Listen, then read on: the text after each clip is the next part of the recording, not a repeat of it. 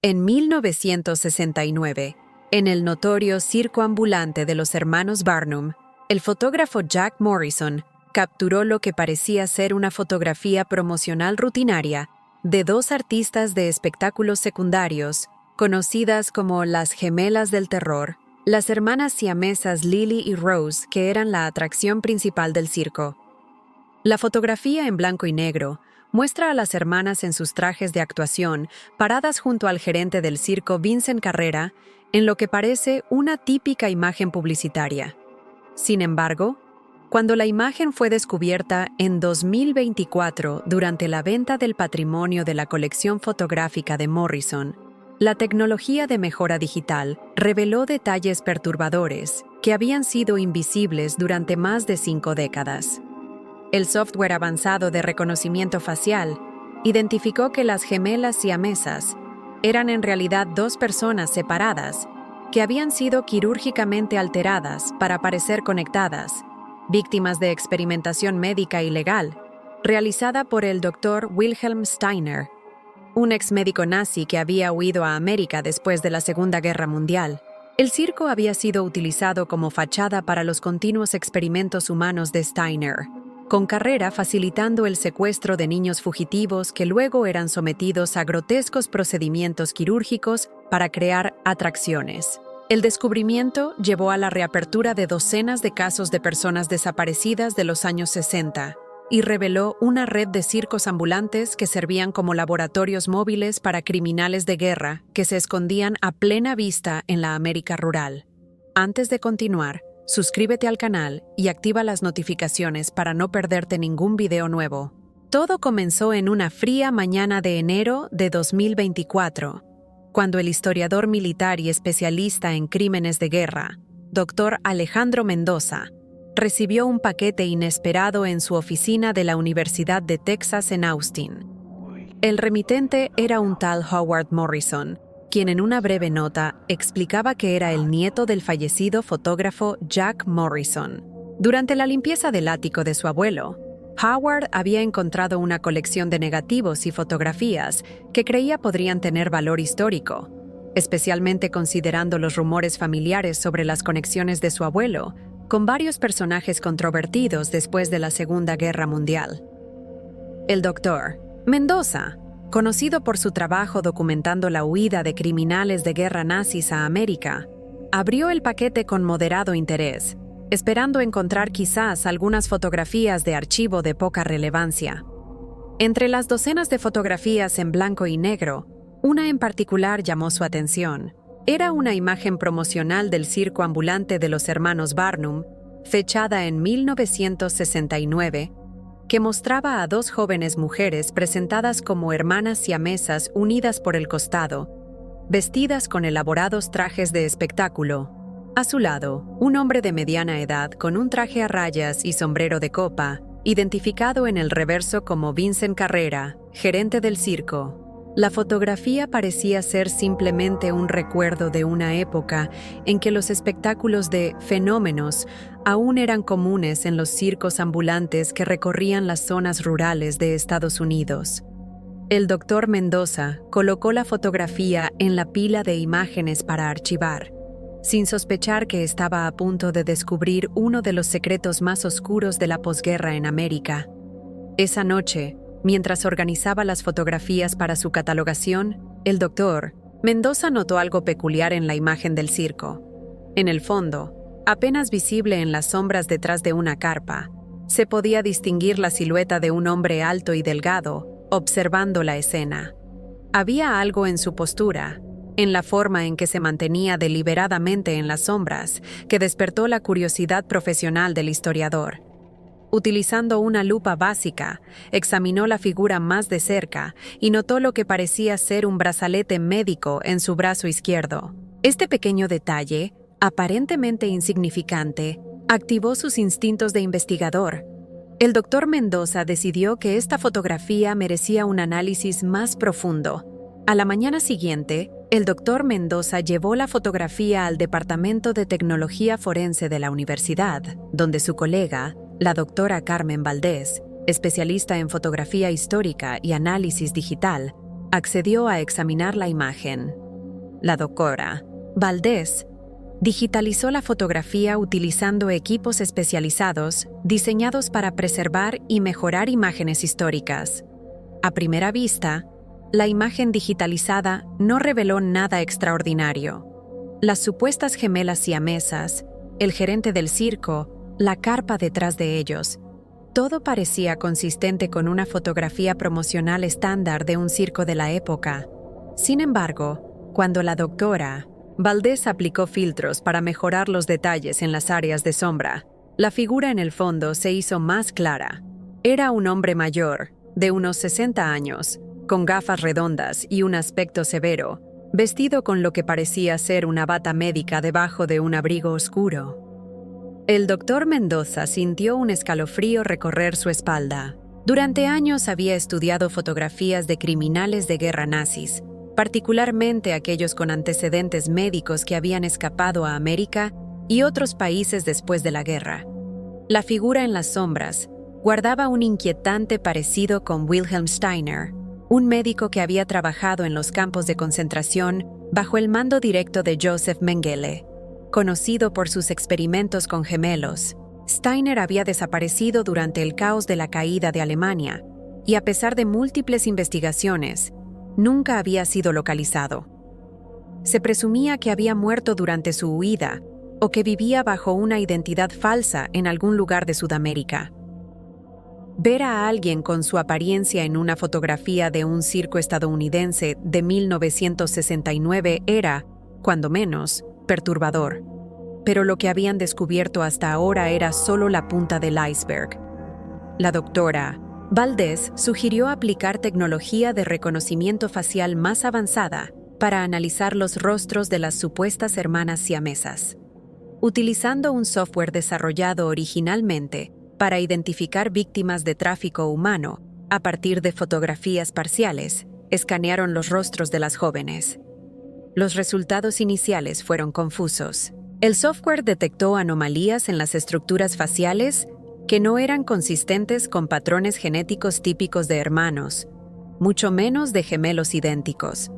Había sutiles diferencias en la estructura ósea, la distancia entre los ojos y la forma de las orejas que sugerían que estas mujeres no estaban relacionadas biológicamente. Intrigados por estos hallazgos preliminares, decidieron llevar la investigación un paso más allá.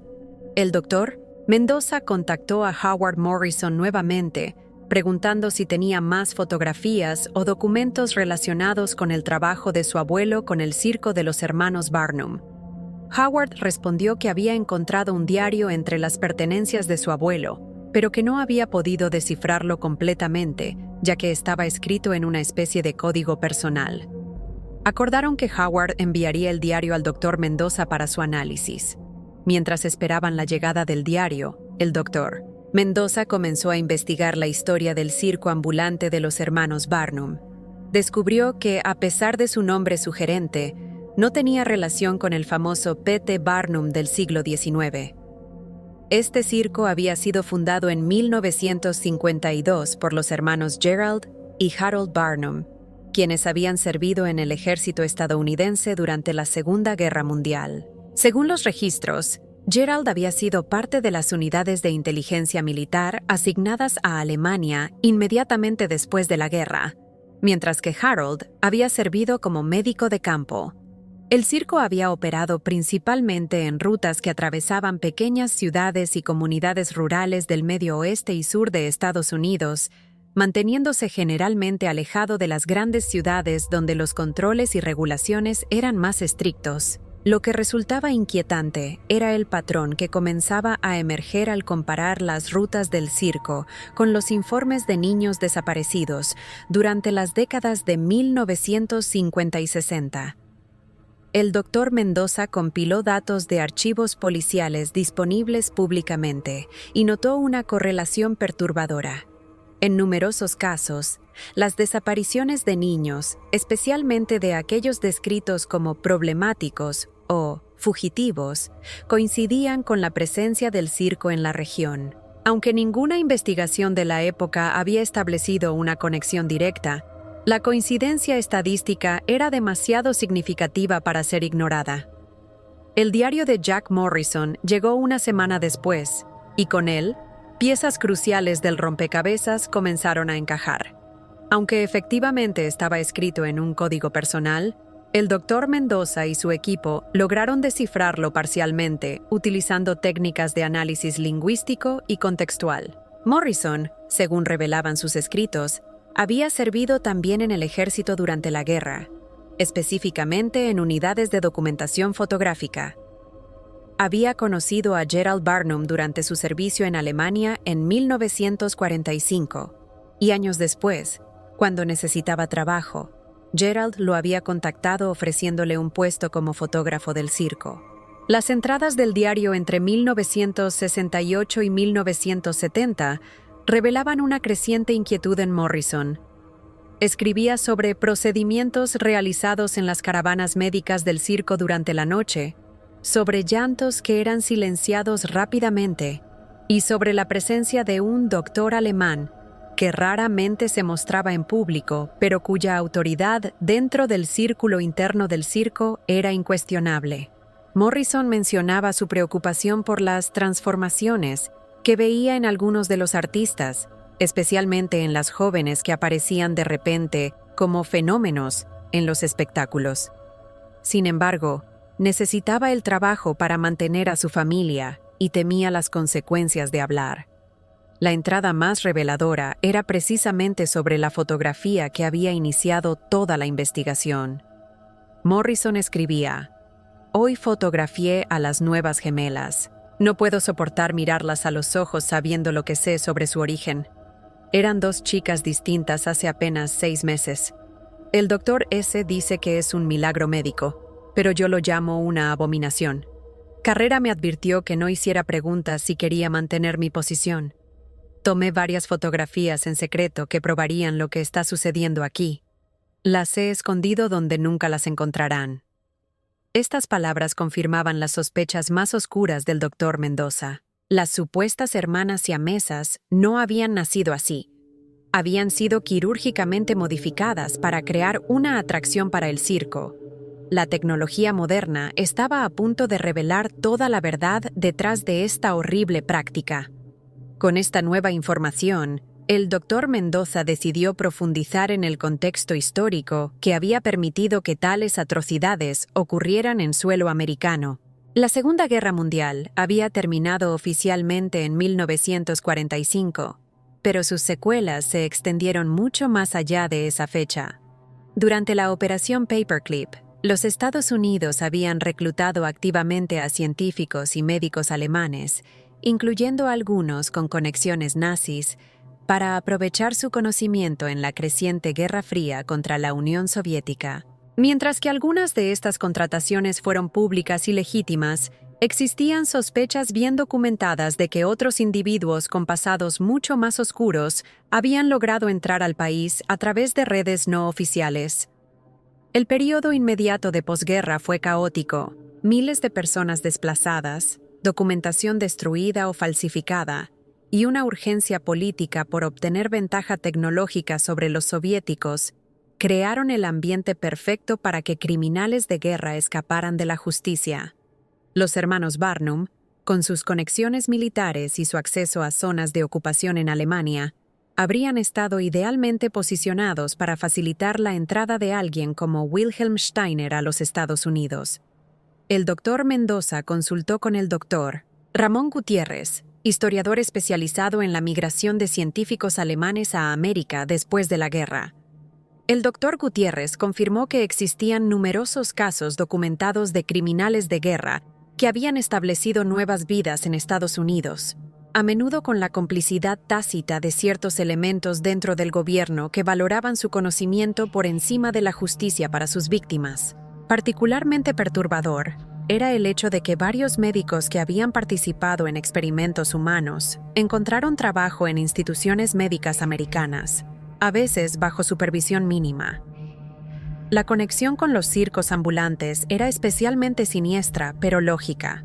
Estos circos operaban en los márgenes de la sociedad, moviéndose constantemente, cruzando fronteras estatales que complicaban la jurisdicción policial y presentando fenómenos humanos que el público aceptaba sin cuestionar demasiado su origen. Era el escondite perfecto para alguien que quisiera continuar con experimentación humana ilegal.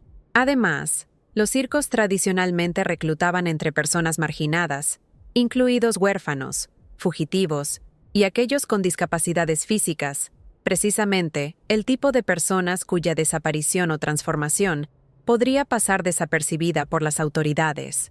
El secreto mantenido durante más de un siglo sobre estas prácticas comenzaba a revelarse. Con el diario de Morrison como guía, el Dr. Mendoza y su equipo ampliaron su investigación para incluir otros circos ambulantes que habían operado durante el mismo periodo. Descubrieron patrones similares de desapariciones infantiles, coincidiendo con las rutas de al menos 3 otros circos que habían tenido conexiones con los hermanos Barnum o con Vincent Carrera. Estos circos compartían otra característica perturbadora. Todos presentaban fenómenos humanos como atracciones principales y en todos los casos había evidencia circunstancial de personal médico de origen europeo trabajando entre bastidores. Mientras la investigación histórica avanzaba, la doctora Valdés continuaba su análisis tecnológico de la fotografía original. Utilizando técnicas avanzadas de mejora digital, logró revelar detalles previamente invisibles en la unión entre las dos supuestas hermanas siamesas. Lo que apareció era horripilante.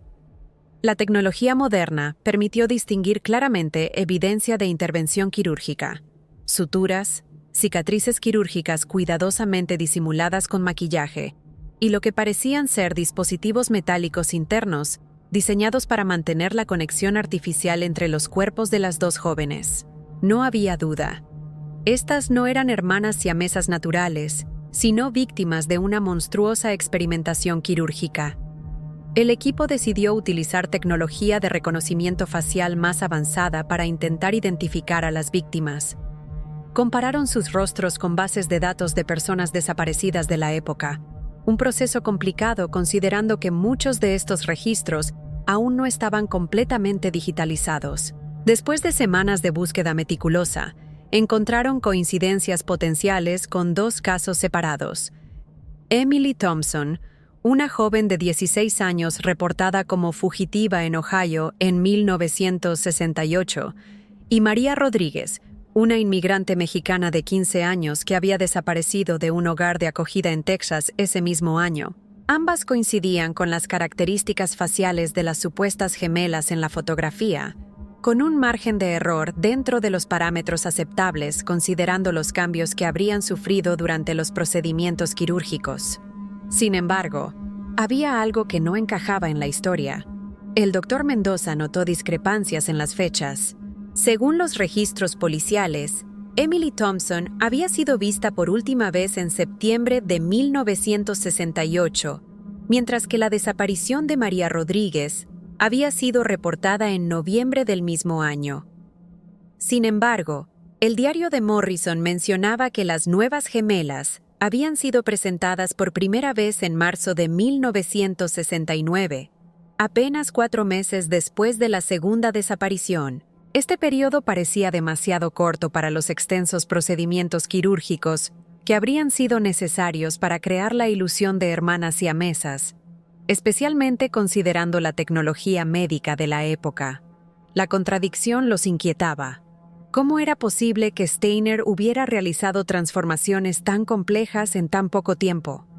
El Dr. Mendoza consultó con el Dr. Rafael Jiménez, cirujano e historiador médico especializado en la evolución de técnicas quirúrgicas. El Dr. Jiménez confirmó sus sospechas. Los procedimientos necesarios para unir quirúrgicamente a 2 personas, de manera que parecieran hermanas siamesas, con la apariencia de compartir órganos y sistemas circulatorios, habrían requerido múltiples operaciones a lo largo de varios meses, posiblemente hasta 1 año, incluso utilizando técnicas experimentales avanzadas. Esta discrepancia temporal llevó al equipo a una conclusión aún más perturbadora.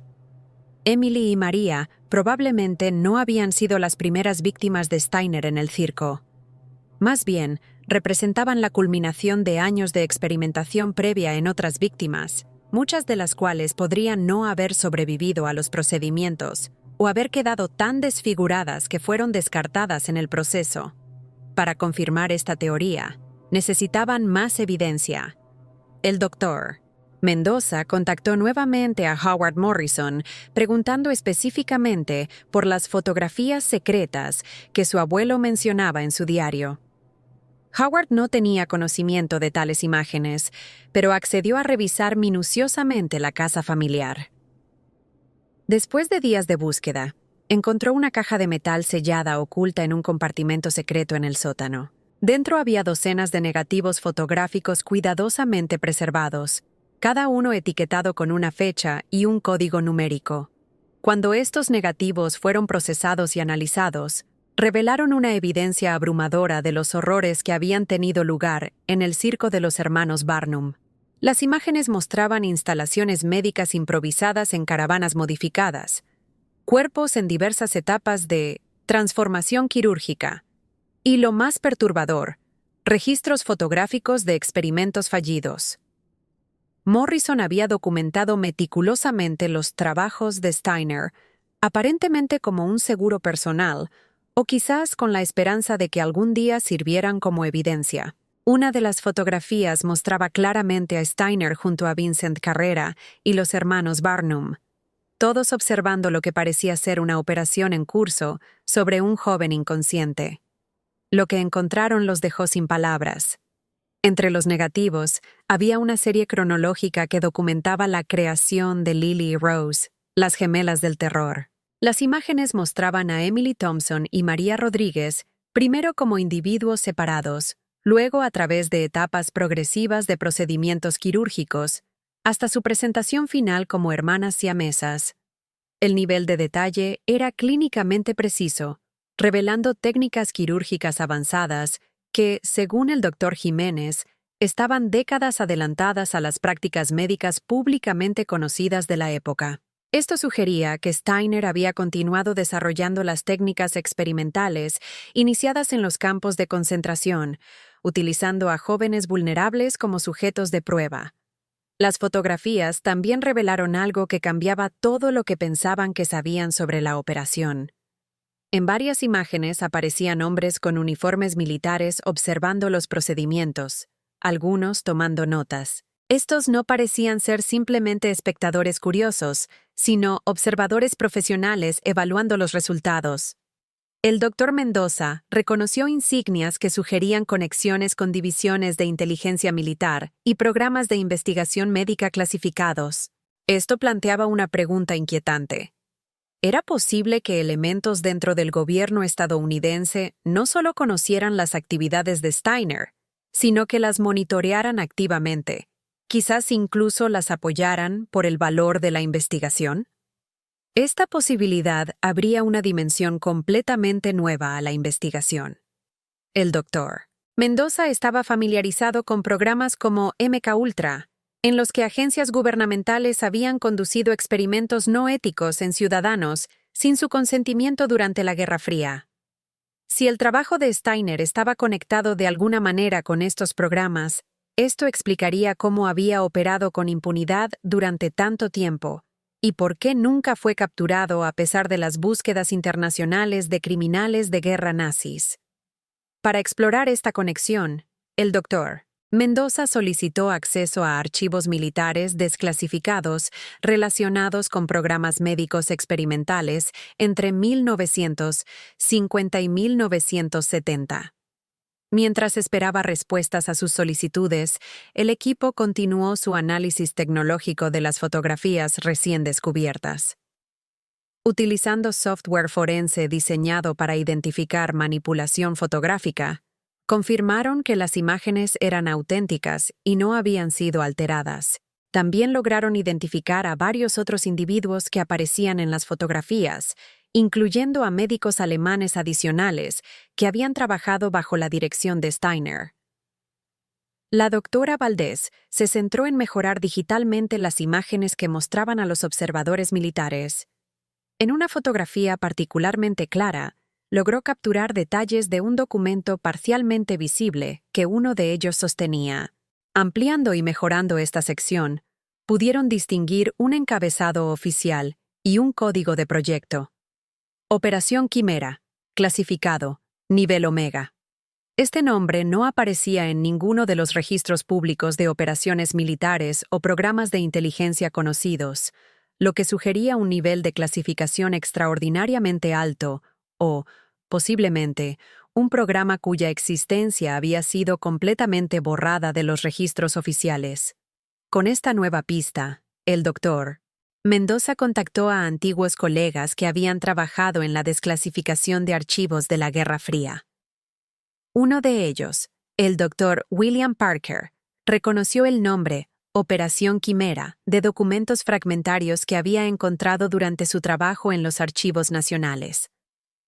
Según él, había indicios de un programa altamente clasificado que investigaba modificaciones fisiológicas avanzadas con aplicaciones militares potenciales, pero la mayoría de los documentos relacionados habían sido destruidos o permanecían clasificados bajo los niveles más altos de secreto nacional. Sin embargo, había algo aún más perturbador en las fotografías.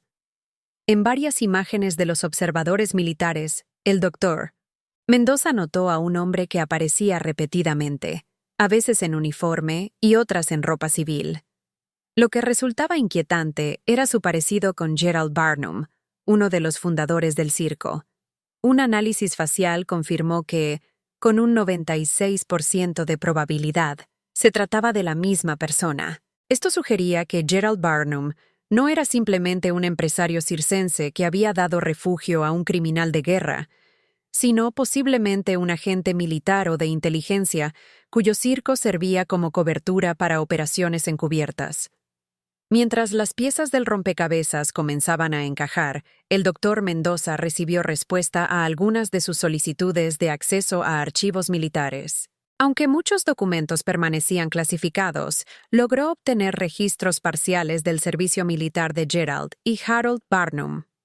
Estos confirmaban que Gerald había servido en una unidad de inteligencia militar con asignaciones en Europa durante la ocupación de posguerra, específicamente en áreas donde se buscaban científicos y médicos alemanes para diversos programas americanos. Harold, por su parte, había estado asignado a unidades médicas experimentales, cuyas actividades específicas permanecían en gran parte clasificadas. Esta conexión militar directa cambiaba la naturaleza de toda la investigación. Lo que inicialmente parecía ser el caso de un criminal de guerra nazi escondido que continuaba sus experimentos en América, ahora se perfilaba como algo potencialmente más siniestro. Un programa encubierto respaldado por elementos dentro del gobierno estadounidense, utilizando el conocimiento de científicos nazis para desarrollar técnicas de modificación humana con posibles aplicaciones militares. La evidencia era imposible de ignorar. El Dr. Mendoza y su equipo decidieron que la información que habían descubierto era demasiado significativa para mantenerla en secreto. Prepararon un informe exhaustivo documentando sus hallazgos, respaldado por las fotografías de Morrison, el análisis digital de la doctora Valdés y las conexiones históricas que habían establecido. Antes de hacerlo público, contactaron a las autoridades federales responsables de investigar crímenes históricos y violaciones de derechos humanos. La respuesta inicial fue de escepticismo, como era de esperar cuando se presentan acusaciones de tal magnitud contra instituciones gubernamentales. Sin embargo, la evidencia fotográfica y documental era tan convincente que las autoridades no pudieron ignorarla por completo. Se inició una investigación preliminar, aunque con considerable resistencia de ciertos departamentos militares y de inteligencia que citaban preocupaciones de seguridad nacional y la antigüedad de los eventos. Determinados a que la verdad saliera a la luz, el Dr. Mendoza también contactó a organizaciones dedicadas a localizar criminales de guerra nazis y obtener justicia para las víctimas del Holocausto. Estas organizaciones, con décadas de experiencia navegando la resistencia institucional a investigar complicidades con criminales nazis, proporcionaron apoyo crucial y amplificaron la visibilidad del caso. Paralelamente a estos esfuerzos oficiales, el equipo trabajó para identificar a más víctimas potenciales y, cuando fuera posible, localizar a sus familiares. Utilizando las fotografías de Morrison y los registros de personas desaparecidas de la época, compilaron una lista de más de 40 jóvenes que podrían haber sido víctimas de Steiner y el circo de los hermanos Barnum entre 1952 y 1971, cuando el circo cesó repentinamente sus operaciones. En particular, lograron confirmar más allá de toda duda razonable la identidad de Emily Thompson y María Rodríguez como las jóvenes convertidas en las gemelas del terror. A través de registros genealógicos y bases de datos públicas, localizaron a Sarah Thompson, sobrina de Emily, quien vivía en Cleveland, y a Carlos Rodríguez, hermano menor de María, ahora un hombre mayor residiendo en San Antonio. Los encuentros con estos familiares fueron emocionalmente devastadores, pero cruciales para humanizar a las víctimas. Sarah Thompson compartió fotografías familiares de su tía Emily como una adolescente normal antes de su desaparición, y cartas que había escrito mencionando conflictos con sus padres y su deseo de escapar para ver el mundo. Carlos Rodríguez recordaba a su hermana María como una joven brillante y ambiciosa que había soñado con convertirse en médica, ironía trágica considerando su destino final. Había sido separado de ella cuando fueron colocados en hogares de acogida diferentes después de la muerte de sus padres, y nunca había dejado de buscarla.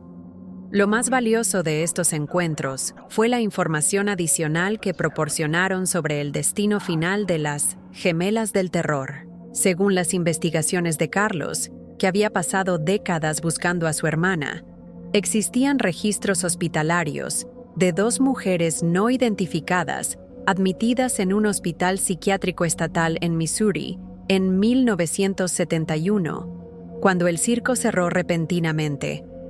Las descripciones coincidían con Lily y Rose, y los registros médicos parciales mencionaban deformidades quirúrgicas extensas y trauma psicológico severo. Las mujeres habían permanecido institucionalizadas hasta su muerte en 1983, aparentemente incapaces de proporcionar información coherente sobre sus identidades o experiencias debido a los efectos combinados del trauma, la medicación pesada y, posiblemente, procedimientos neurológicos experimentales a los que habían sido sometidas. Esta confirmación del destino de Emily y María añadía una capa final de tragedia a la historia. Incluso después de ser liberadas del circo, estas jóvenes nunca habían recuperado sus identidades o libertad, pasando el resto de sus vidas como pacientes anónimas en una institución, sus verdaderas historias enterradas bajo diagnósticos psiquiátricos y la indiferencia institucional. La tecnología forense avanzada continuó revelando detalles adicionales a medida que más fotografías eran analizadas. En varias imágenes, la doctora Valdés identificó lo que parecían ser tatuajes pequeños y discretos en los cuellos de varias víctimas, incluyendo Emily y María. Ampliados y mejorados digitalmente, estos resultaron ser números de serie, reminiscentes de los tatuajes utilizados en campos de concentración, pero con un formato diferente que sugería un sistema de catalogación específico para los experimentos de Steiner en América. Esta evidencia física adicional reforzó la conexión directa entre las prácticas de los médicos nazis durante el Holocausto y los experimentos continuados en el circo. También proporcionó un método para potencialmente identificar a otras víctimas, ya que estos tatuajes aparecían consistentemente en todos los sujetos fotografiados, siguiendo un patrón numérico secuencial que podría ayudar a establecer una cronología de los experimentos. A medida que la investigación avanzaba y ganaba atención pública, comenzaron a surgir más conexiones. Antiguos empleados del circo, ahora ancianos, se presentaron con testimonios sobre extrañas actividades nocturnas y áreas del campamento que estaban estrictamente prohibidas para la mayoría del personal. Un exmecánico describió modificaciones especiales hechas a ciertas caravanas, incluyendo aislamiento acústico, equipos de refrigeración industrial y generadores eléctricos de alta capacidad inconsistentes con las necesidades normales de un circo. Particularmente revelador fue el testimonio de Eleanor Winters, una ex asistente administrativa del circo que había trabajado directamente con Vincent Carrera. Según ella, existía un sistema elaborado para identificar potenciales reclutas entre los espectadores del circo. Personal específico estaba encargado de identificar a jóvenes que parecían estar solos, que mostraban signos de abuso o negligencia, o que expresaban fascinación por la vida circense. Estos jóvenes eran invitados a tours especiales detrás del escenario, donde se les ofrecía comida, atención y la promesa de trabajo y aventuras si se unían al circo. Muchos aceptaban voluntariamente, sin saber el verdadero propósito para el que estaban siendo reclutados. El impacto actual del descubrimiento se extendió mucho más allá del ámbito académico. La revelación de que un criminal de guerra nazi había operado libremente en América durante décadas, posiblemente con conocimiento o incluso apoyo de elementos dentro del gobierno, provocó indignación pública y demandas de una investigación completa. Familias que habían pasado décadas preguntándose sobre el destino de sus seres queridos desaparecidos, finalmente comenzaron a recibir respuestas, aunque fueran trágicas. Los medios de comunicación internacionales cubrieron ampliamente la historia, con titulares que destacaban no solo los horrores del circo, sino las preguntas más amplias sobre cómo tantos criminales nazis habían escapado de la justicia con aparente facilidad, y hasta qué punto las instituciones americanas habían sido cómplices en esto. Historiadores y éticos de múltiples países destacaron cómo este caso ilustraba las consecuencias morales ambiguas de programas como la Operación Paperclip, donde la búsqueda de ventaja científica y militar había superado consideraciones éticas y legales. Las autoridades federales, enfrentadas a evidencia irrefutable y presión pública creciente, finalmente establecieron un grupo de trabajo dedicado a investigar completamente el caso. Este equipo recibió autorización para acceder a archivos previamente clasificados relacionados con la Operación Quimera y otros programas encubiertos de la Guerra Fría que podrían haber tenido conexiones con ex-científicos nazis. También se iniciaron procedimientos para identificar formalmente los restos de Emily Thompson y María Rodríguez, que habían sido enterradas bajo nombres falsos para que pudieran ser devueltos a sus familias para un entierro apropiado. El caso provocó un reexamen más amplio de la historia de la posguerra en América. Académicos y periodistas comenzaron a investigar más profundamente otros circos ambulantes y carnavales de la época, descubriendo evidencia preliminar de que el circo de los hermanos Barnum podría no haber sido un caso aislado. Surgieron indicios de una red más extensa de instalaciones móviles similares que podrían haber servido como cobertura para experimentación ilegal y actividades de inteligencia encubiertas. Para el doctor Alejandro Mendoza, la investigación se había convertido en una misión personal. Como historiador especializado en la diáspora de criminales nazis después de la guerra, siempre había sospechado que muchos habían encontrado refugio y continuado sus actividades en América, pero el caso de Steiner y el circo Barnum excedía incluso sus teorías más inquietantes. La escala de la operación, su longevidad y las implicaciones de posible complicidad gubernamental representaban un capítulo perturbador en la historia americana que había permanecido oculto durante demasiado tiempo.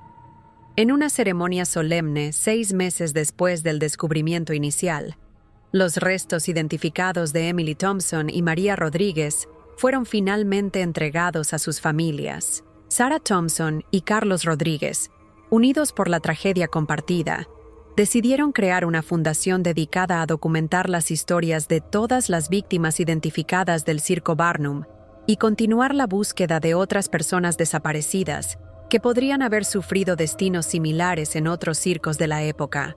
El descubrimiento del Dr. Mendoza también catalizó esfuerzos renovados para localizar y procesar a criminales de guerra nazis que podrían seguir vivos. Aunque Wilhelm Steiner mismo había fallecido en 1976, según registros hospitalarios descubiertos durante la investigación, Varios de sus asistentes y colaboradores podrían seguir con vida, posiblemente viviendo bajo identidades falsas. Organizaciones internacionales dedicadas a la justicia del Holocausto utilizaron la evidencia fotográfica para identificar a al menos 3 médicos adicionales que habían trabajado con Steiner en el circo, y se iniciaron esfuerzos para rastrear sus movimientos después del cierre del circo en 1971.